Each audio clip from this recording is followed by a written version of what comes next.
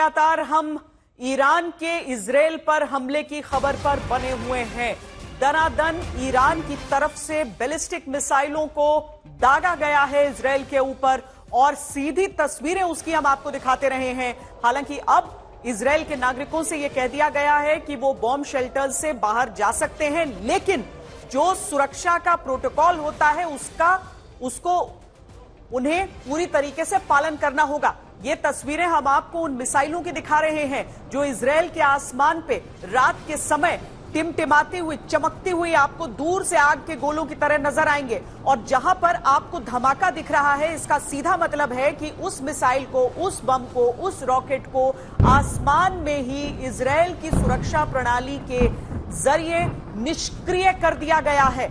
आसमान में जब आप वो आवाज सुनते हैं और वो रोशनी देखते हैं तेज, इसका मतलब कि लोग नीचे सुरक्षित हैं। उन बमों को निष्क्रिय आसमान में ही कर दिया गया है।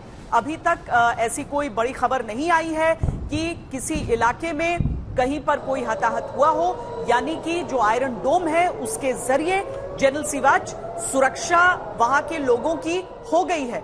लेकिन चूंकि ईरान की तरफ से कहा गया है कि ये मैं आपके पास आती हूं, उससे पहले ईरान के हमले पर इजराइल ने तंज कसा है। ईरान की असमर्थता की निंदा करता है इजराइल, ये कहा है। देखिए, ईरान ने 181 बैलिस्टिक मिसाइलें दागी हैं। यह आंकड़ा इजराइल की तरफ से दिया गया है। 10 मिलियन इजरायली नागरिकों पर मिसाइल दागी गई है, 181। लेकिन इसके साथ ही ईरान की असमर्थता की बात की है। देखिए, युद्ध के समय ये बयान भी बहुत उकसावे वाले हो जाते हैं जनरल सिवाच, लेकिन जो बात कही गई है वो है भी 100% सही। इजराइल ने जिस तरह की तैयारी की और जिस तरह की उसकी अपनी रक्षा प्रणाली है, उसमें ये 181 मिसाइलें, बैलिस्टिक मिसाइलें जो आ रही थी, वो कुछ नुकसान उसका नहीं कर पाई हैं। जनरल सिवाच। हाँ बिल्कुल। देखो श्वेता, 3-4 चीजें। देखो, एक तो ये पता था इजराइल को कि ईरान ऐसा कुछ हमला कर सकता है। अमेरिका ने भी उनको फ्री वार्न कर दिया था। तो 2000 के किलोमीटर के बीच में डिस्टेंस है इजराइल और ईरान के बीच में।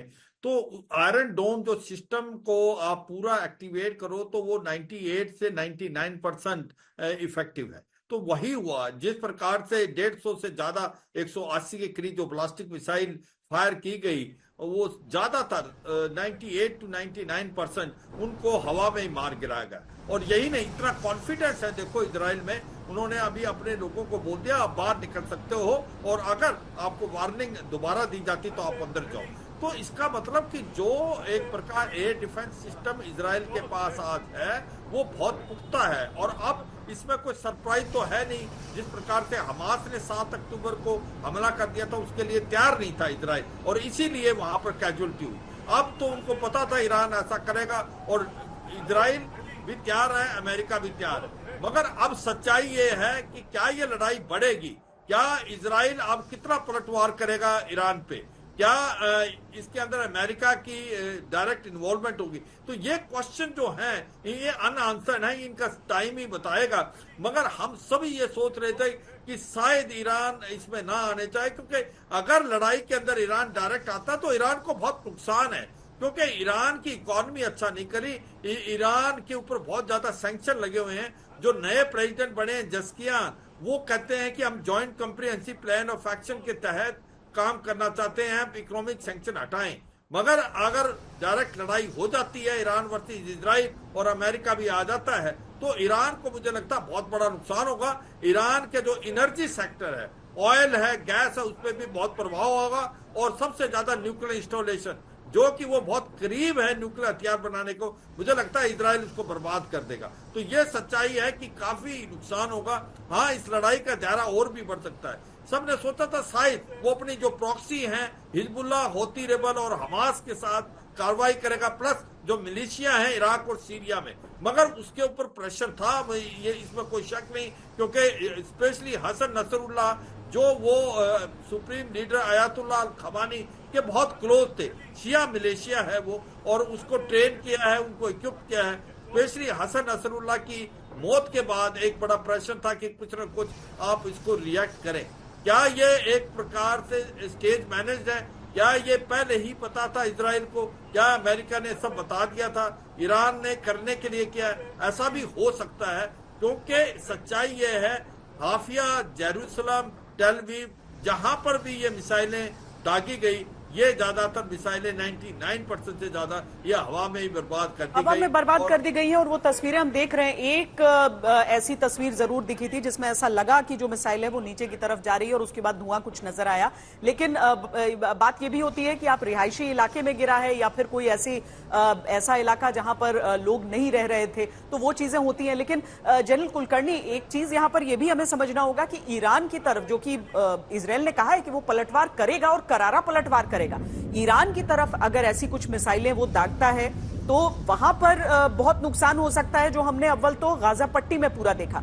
दूसरी चीज, इजराइल में जो हमने इक्का दुक्का जो तस्वीरें एक तो देखी कि 2 टेररिस्ट हैं जिन्होंने फायर ओपन किया, वहां पर एक टेररिस्ट को न्यूट्रलाइज किया गया है। दूसरा, एक आशंका जताई जा रही है कि एक होटल में कुछ टेररिस्ट हो सकते हैं। अभी उस खबर को हम पुख्ता होने का भी इंतजार कर रहे हैं। तो ये चीजें भी अभी इजराइल के लिए एक चुनौती रहेंगी। जनरल कुलकर्णी,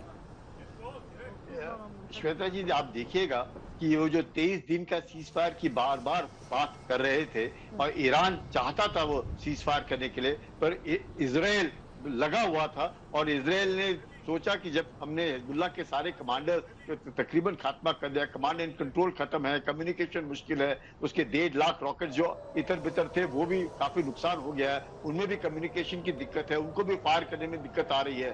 तो ये सब देखते हुए ईरान को लगा होगा कि पिछली बार के माफी की अब इजराइल को किसी प्रकार से सीज फायर के लिए मंजूर किया जाए। और सीज फायर का मंजूरी एक ही तरीका है कि अभी 181 अगर रॉकेट्स फायर किए हैं और आयरन डोम तकरीबन इनको मैं कहूँगा न्यूट्रलाइज करने में कामयाब हुआ है, तो एक तरीके से ईरान ने अपना काम भी किया। पर ईरान की भी एक बहुत बड़ी समस्या है।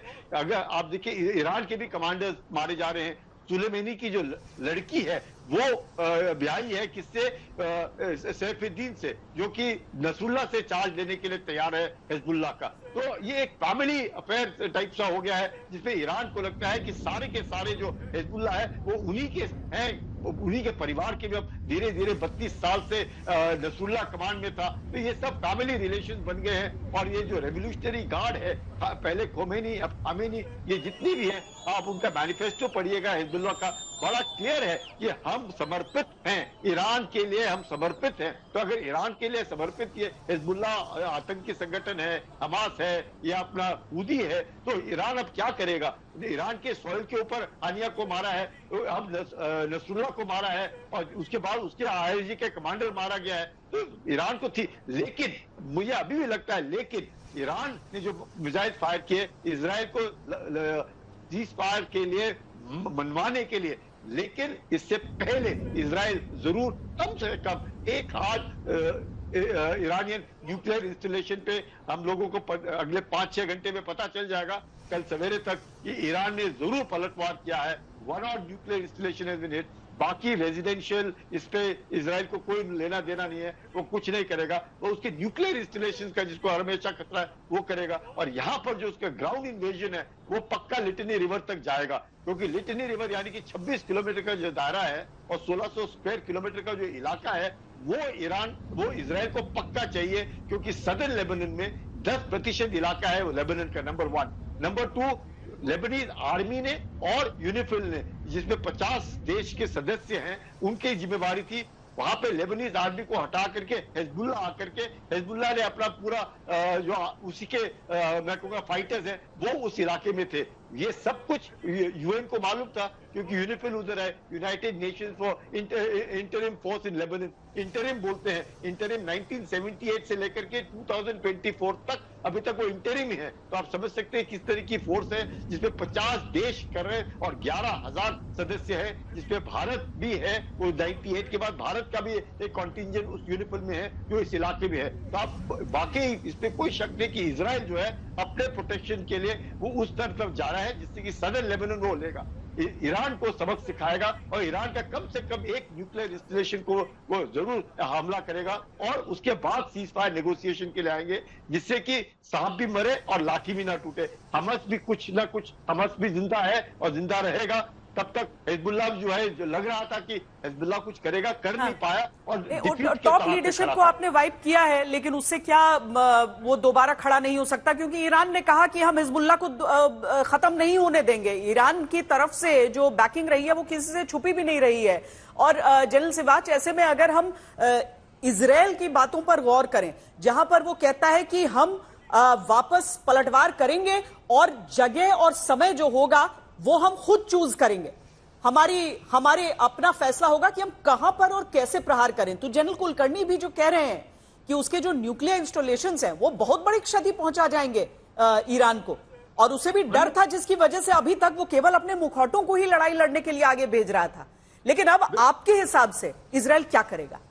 देखो, आपने बिल्कुल ठीक बोला श्वेता, कि सच्चाई है कि ईरान इस लड़ाई में नहीं आना चाहता था, क्योंकि उसको पता है कि अगर वो लड़ाई में आता उसको नुकसान होगा। वो अपने प्रॉक्सी से हिजबुल्लाह होती और हमास से लड़ता था। मगर अब क्योंकि लड़ाई इस प्रकार से होगी कि उसको आना पड़ा नसरुल्लाह की मौत के बाद, अब इजराइल पलटवार करेगा, और इजराइल मुझे लगता है बहुत कारगर करेगा। ये सच्चाई है कि न्यूक्लियर इंस्टॉलेशन प्रायोरिटी 1 है और उसके जो एनर्जी सेक्टर प्रायोरिटी 2 है, उनको वो बर्बाद करने की कोशिश करेगा। एक प्रकार से अगर ये लड़ाई का दायरा बढ़ता तो ईरान को बहुत बड़ा नुकसान होगा। और मुझको लगता है कि जब बात आती है हिजबुल्लाह की, देखो एक बड़ा मिलिट्री एम है इजराइल का, जो कि दो हैं। एक तो कहीं ना कहीं हिजबुल्लाह की मिलिट्री कैपेबिलिटी को डिग्रेड करना, जैसे हमास की को किया था, और दूसरा हिजबुल्लाह को धकेलना पीछे सदर लबनान से सेंट्रल लबनान की तरफ बफर जोन बनाना, क्योंकि जो 70 से 80 हजार जो इजराइल के सिविलियन वो वहां से पलायन कर गए हैं, उनको वापस लाना है। वो तो सबसे बड़ा मिलिट्री एम है, वो तो बहुत प्रेशर है इजराइल में। तो ग्राउंड ऑपरेशन होंगे, और ये यूनिफिल वहां सक्सेस नहीं हुआ। जिस प्रकार से जो इलाके के अंदर लेबनान की गवर्नमेंट होनी चाहिए, वहां पर हिजबुल्लाह आ गए। तो ये सच्चाई है ना कहीं इंटरनेशनल जो कम्युनिटी वो भी फेल हुई है। मगर इजराइल मानने वाला नहीं। इजराइल अपने लोगों के लिए, अपने नेशनल इंटरेस्ट के लिए हिजबुल्लाह के को धकेलेगा, एक बफर जोन बनाएगा और हिजबुल्लाह की मिलिट्री कैपेबिलिटी को डिग्रेड करेगा। वो सीज फायर नहीं करेगा, क्योंकि सीज फायर में उसको नुकसान है। और इसमें भी कोई शक नहीं कि अगर लड़ाई रहती है ऑन, तो कहीं ना कहीं जो डोमेस्टिक पॉलिटिकल कंपल्शन है नेतन्याहू की, वो भी उसके अंदर मिलती है, क्योंकि वो भी चाहते हैं ये लड़ाई बढ़े। मगर ईरान ने गलती जो कर दी है कि अब जिस प्रकार से उसने 180 से ज्यादा मिसाइलें दाग दी हैं, और अब पलटवार पक्का होगा इजराइल का। मगर इजराइल का जो पलटवार होगा बड़ा पुख्ता होगा और बहुत इफेक्टिव होगा, क्योंकि उसके अंदर काबिलियत और क्षमता है, जो कि ईरान के अंदर इतना अच्छा एयर डिफेंस सिस्टम नहीं है। और यही नहीं कि हो सकता है वो कहीं ना कहीं जो अमेरिकन के जो फैसिलिटीज हैं रेड सी में, या एयरक्राफ्ट कैरियर ग्रुप हैं, वहां से करे, क्योंकि उसको चाहेगा कि एक सरप्राइज हासिल करके काफी नुकसान करे ईरान पे। मुझे लगता है कि ये लड़ाई का दायरा बढ़ सकता है, और अभी इजराइल किसी की मानने वाला नहीं, वो अपने नेशनल इंटरेस्ट के लिए करेगा। मुझे नहीं लगता आने वाले समय में कोई सीज फायर होने वाला है। वो यूएन की तरफ से भी ये बात कही गई है, लेकिन इजराइल की तरफ से ये बात कही जाती है कि हम अपनी रक्षा के लिए कुछ भी करेंगे, और अमेरिका ऐसे मौकों पर यही कहता है कि अपनी रक्षा के लिए अगर कोई देश कोई कदम उठाता है तो उसके साथ है, और इजराइल के साथ देने की बात भी उसकी तरफ से की गई है।